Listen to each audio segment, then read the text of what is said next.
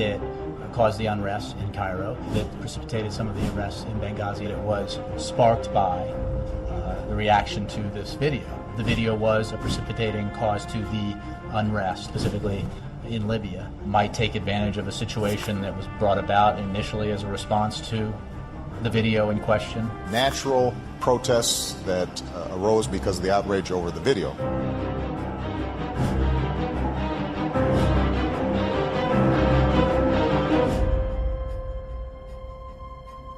You are totally correct that they spent 2 weeks telling us this was about a tape and that there was this riot outside the Benghazi consulate, which there wasn't.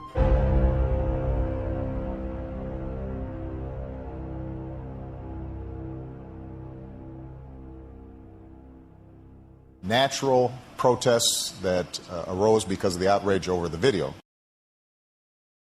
I was in chronic pain, and my family struggling to make ends meet, food and gas prices going up, even keeping my job was iffy.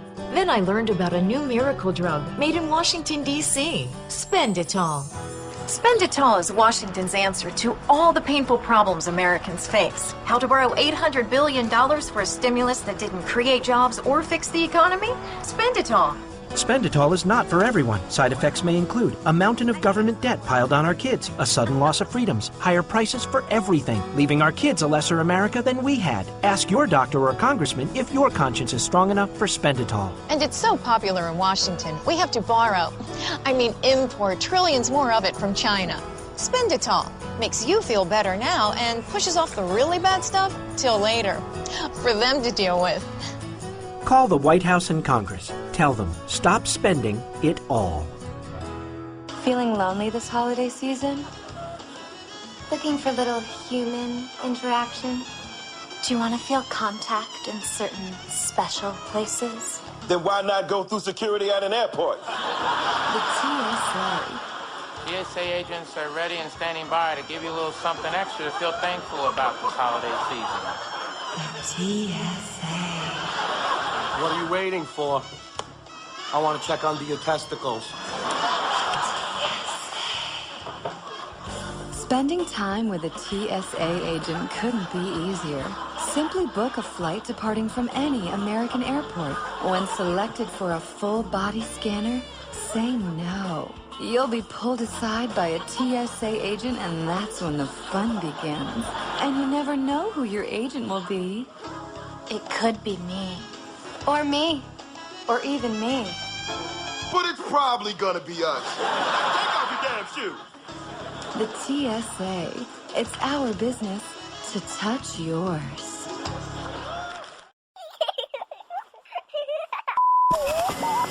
Welcome to the Bureau of Womanhood Conformity. Independent thoughts are considered subversive because all must agree with our leader. When it comes to women, preventative care should include coverage of contraceptive services such as birth control. You see, if you don't believe government should pay for your birth control, you're not a real woman. Womanhood denied. If you refuse to accept that pregnancy is a punishment, you're denied as well. I don't want them punished with a baby. If you don't believe that abortions should be allowed for any reason, if you don't believe in aborting a child for being the wrong gender, and if you don't believe that stay-at-home mothers aren't real workers, you are not a real conformed woman. His wife has actually never worked a day in her life. His wife has actually never worked a day in her life. Finally, for your safety, if you oppose mandatory government health care, you will die. They will be voting to say that women can die on the floor. These standards and regulations were formed after our glorious victory in the war on women. Thank you for your cooperation and your conformity. On the battlefield, there's a saying America's military men and women live by. Never leave a fallen warrior behind, ever. Off the battlefield, Wounded Warrior Project operates with the same goal. We leave no warrior behind. Wounded Warrior Project is a non-profit organization created to help our men and women returning home with the scars of war. Whether those scars are physical or mental, we're here to make sure that they heal. And whether it's helping those with post-traumatic stress disorder live a normal life again, are giving much-needed support to injured warriors and veterans hospitals. Because no one deserves our help more than the men and women who risk their lives to keep us safe. Wounded Warrior Project. We never leave a fallen warrior behind. Ever. Learn more about what we do at woundedwarriorproject.org.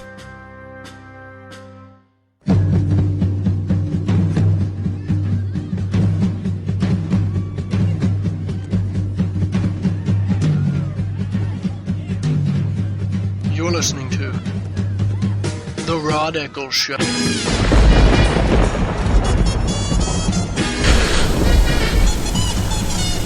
And we are back. Yes, I am still your lovable host, El Rod, coming to you live from my bunkerized home studio. Democrats grapple with renewed GOP debt limit threats. Oh my goodness, they're going to have to think about, and this is a ticket from Yahoo News, Democrats are quaking in their boots that the GOP won't allow them to raise the debt limit to spend even more money.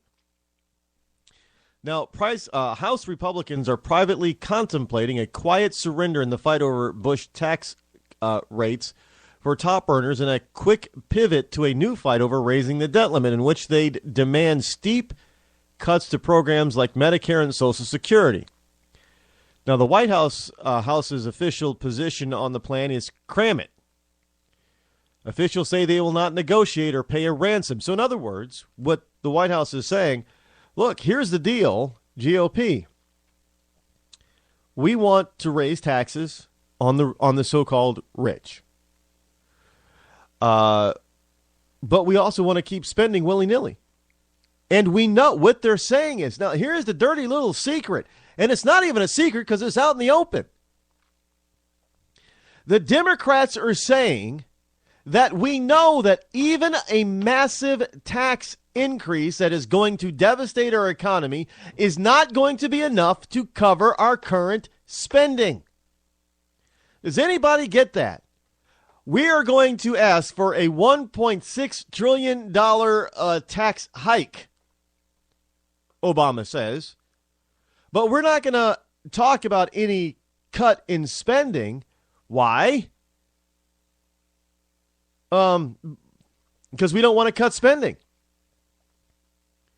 So you might be thinking, well, then, that means that $1.6 trillion in tax hikes is going to cover the spending. But no, they're saying, well, we need to raise the debt limit. Well, wait a minute. We're massively raising taxes all over the place with Obamacare and their tax proposal here to avoid the fiscal cliff. And you want to raise the debt limit? And you only raise the debt limit because you are planning to spend more than you bring in, even with a tax increase. You notice the lamestream media isn't pointing that out. Who's pointing that out? Me, yours truly. Notice how the big blowhards, the national syndicated people, they're not pointing that out either. Who's pointing it out? Me, little old me. Forget I know everybody's talking about, they're either for or again it on tax hikes. They're either for or against it on spending cuts. But nobody's putting the two together, putting 2 and 2 and coming up with 4 on this. And here's 2 plus 2 equals 4. Liberals want tax hikes. They don't want to cut spending. And they want to raise a debt limit, which means they know that they are planning to outspend even the tax hike income. And you want to tell me that they know their spending is out of whack. They know that their spending is out of control, but they don't care. Why? Because it buys them votes. Santa Claus. Government is Santa Claus. Yeah, Mitt Romney had it right. There's no need to backpedal from Romney's words. He's got it right. 47% of the people obviously looking at the election results, he had that right as well. A majority of the people who are on the public dole, they don't want the gravy train to stop. Not all of them. I know it's a generalization, but when you're talking about a nation of 300 million people, you're going to get generalizations. Plain and simple. Let's understand that. We're not talking about every single last one of the 47% that's receiving some sort of government assistance is going to vote for Obama if they vote. We're not saying every single person who receives some sort of government assistance is not ashamed of it. There are some people there are people out there that refuse. Hey, how about that homeless guy who isn't really homeless in New York, refusing all kinds of government services? I mean, we've been told this. The story is that he's got a history of turning down all kinds of help, all kinds of assistance. You know, the guy who got the boots from the cop.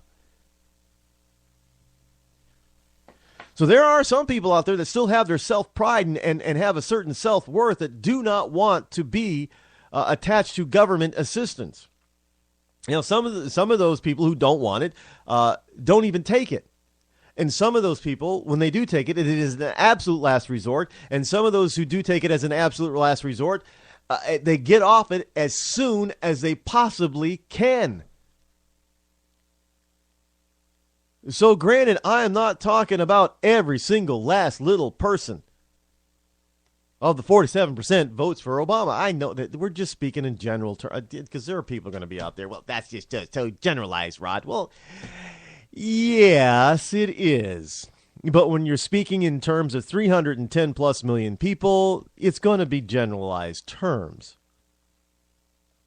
So generally speaking, the 47%, Romney knew that he wasn't going to be able to get them to vote for him en masse.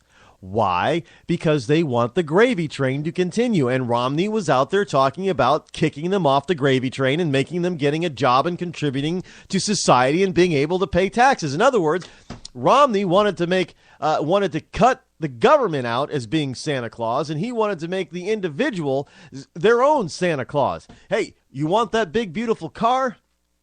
You know, you get a job and you earn it. Work for it. You want a cell phone?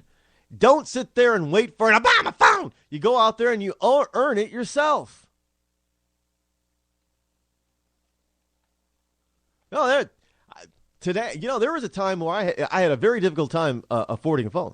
I mean, I when people were starting to get the first smartphones, the BlackBerries and stuff, the first smartphones, I was still stuck with a flip phone. You know, it was like a Kyocera. Why? Because I couldn't afford one of those smarter phones and start paying for the those digital plans. You know, they started coming out with the digital plans that went beyond talking and texting. I mean, at first, I didn't have a phone that could text. It was just a cell phone that I could talk. That's all I could do. Then I was I think that was a Nokia. Then I got a Kyocera flip phone that allowed me to text. It had the capability of doing some at the time limited web surfing, but I couldn't afford the data plan because it was a ridiculous price for the data plan back then. Plus, it was a stupid Kyocera, and it was terrible. And then I was able to afford a BlackBerry, and that was a little bit better. You know, everybody's got smartphones. Great. I mean, look, you can go down to Walmart and get a prepaid smartphone nowadays. I mean, those plans have gotten pretty cheap. Yeah, but if you can't even afford that, then don't expect me as a taxpayer to pay for it for you. Go out and earn it yourself. I had to. Right. Nobody went and bought me a big screen TV, you know, LED or LCD TV, flat screen. I had to buy that myself. I had to go out there and earn it. Nobody bought all the computers that I've had over the past decade or so. I bought them all myself. You know, let's see, over the last 10 years, what have I purchased as far as big purchases as far as computers? Let me see. I've purchased 3 laptops. I've purchased a total of 3 desktops. All of that I paid for myself.